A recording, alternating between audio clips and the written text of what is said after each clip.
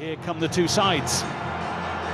4 years ago, almost to the day, these two went toe-to-toe at this very same quarter-final stage of this very competition. A place in the semi-finals awaits one of these sides, and we must have a winner tonight via penalties if necessary. Their Premier League clash just over a week ago produced 6 goals, a fair few talking points, and a Brentford victory. Well, soon as you can see Newcastle with possession in the mid to final third, you can see Brentford getting into their block of 5, in the midfield 4, and then leaving Wissa up top there. Isak tried to navigate his way past Collins. It's well dug out by Gordon. Livramento trying to tee up Isak, and Tonali hits it! And what a hit it was! Early doors, the tie tilts in Newcastle United's favour thanks to Sandro Tonali with a terrific hit.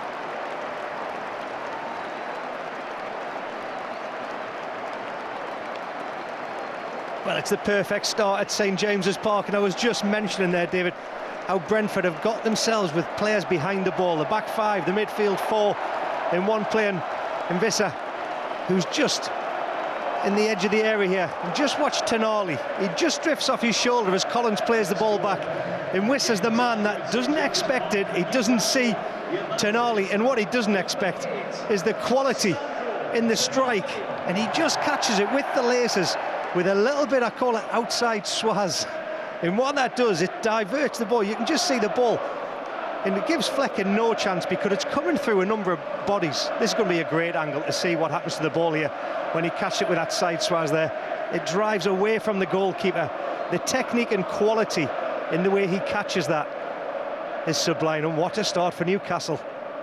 And he has waited a fair while for that. His only other Newcastle United goal coming 6 minutes into his debut. The opening day victory against Aston Villa in the Premier League here. As Brentford go to try and respond, Wissa goes down. Sam Barrett waves away the appeals. Important to underline tonight, there is no VAR in operation. It is all about what the on-field officials think. Well, I was having a look at Wissa, and as a striker myself, you know, you're looking for any kind of touch or impact, and you're going to go down. You just see Dubravka very brave there, a great angle to have a look. Clearly gets his hands on the ball, but also catches Wissa. Correct decision by the referee.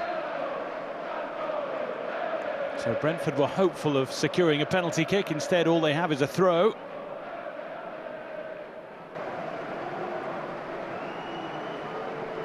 Just keep an eye on all the Brentford players there. They're just all going inside that 6-yard box there, just to 3 behind Dubravka, and there's 3 players just in front of them there. So what they're trying to do is make sure that the Newcastle players here can't pick them up. Now they're going to change the position, and so something Thomas Frank loves working on. Corners inviting, more up than away from Cher. Newcastle struggling to deal with it. Ben Mee trying to loop one over for Schade. Newcastle have a man down, and now that it is in their possession, Sam Barrett is happy to stop the game.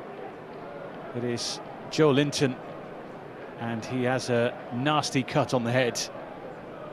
The minute that Sam Barrett saw the blood, the whistle was blown. He's not happy with the challenge. Newcastle players trying to calm him down.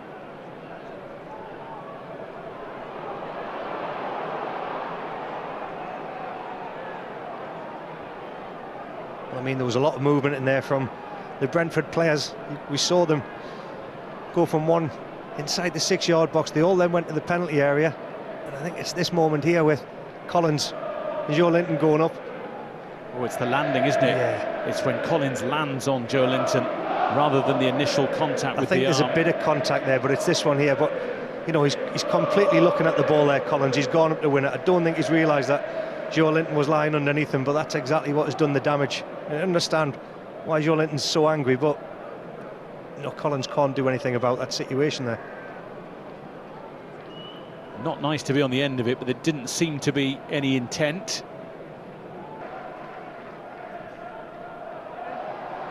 Joelinton down from the corner, it's Tonali! It's him again! What a night he's having in black and white! And what a night Newcastle United are having too! On the cusp of half-time, they have breathing space and a tight grip on the game.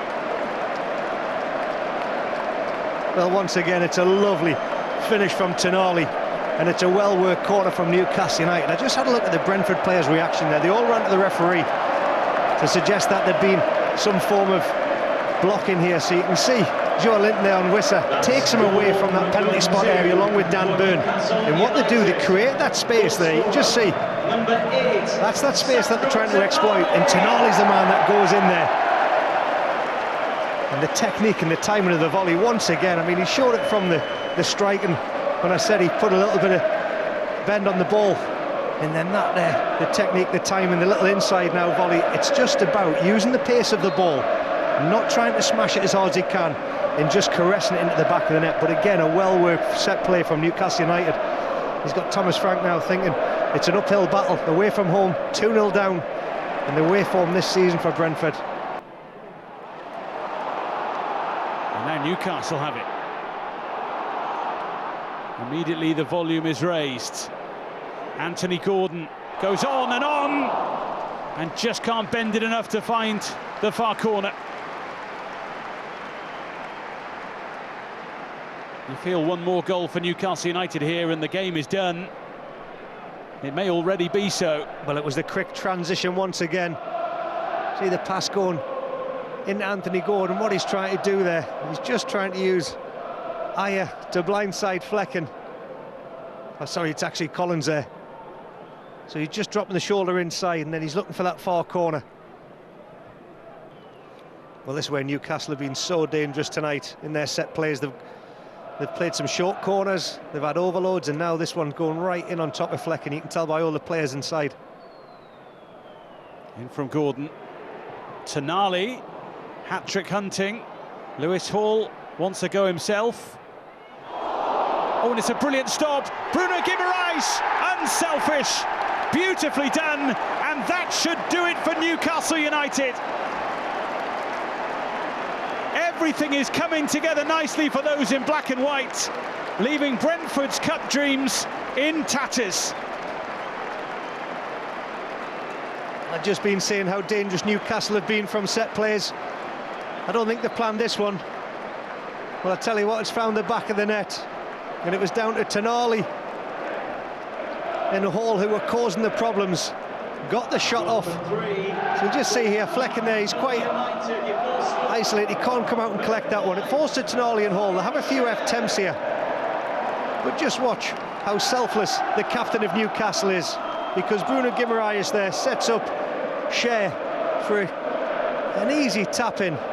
And I love the celebration, because what Shea did, he recognised straight away. He ran straight over to Bruno Guimaraes. They celebrated, but he showed everybody in the Gallagher end of Newcastle that it's all about Bruno, the captain. And there's nothing Flecken can do there, because he's being caught out by the quality of Bruno Guimaraes.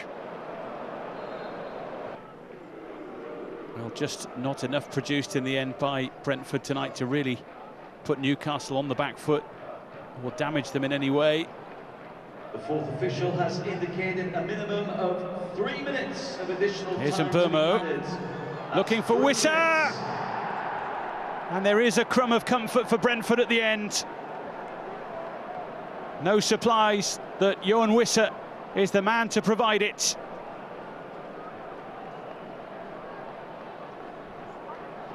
Well, it's this midfield again. Damsgaard here, straight away. He releases a slip pass between Dan Burn and Livramento. And Mbermo recognises that Wissa's in a central position. He's got the legs on Shaw. And the third attempt against Dubravka, he's found the back of the net. It's too little too late, a field for Brentford. But it would have been interesting had they brought Damsgaard on a lot earlier, or had he started this game, because he's been the real threat for Brentford since he's come on. And he's the only one that has really tried to take it to Newcastle United in that midfield. Oh, and Guimaraes trying to restore Newcastle's 3-goal cushion.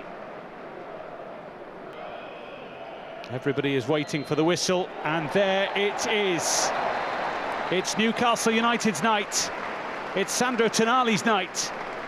He's had to wait for his time in the footballing spotlight. He certainly grabbed it this evening. Newcastle United 3, Brentford 1. Victory for the hosts, Michael, and on the night well deserved. Yeah, well deserved. Eddie Howe and his team, I thought they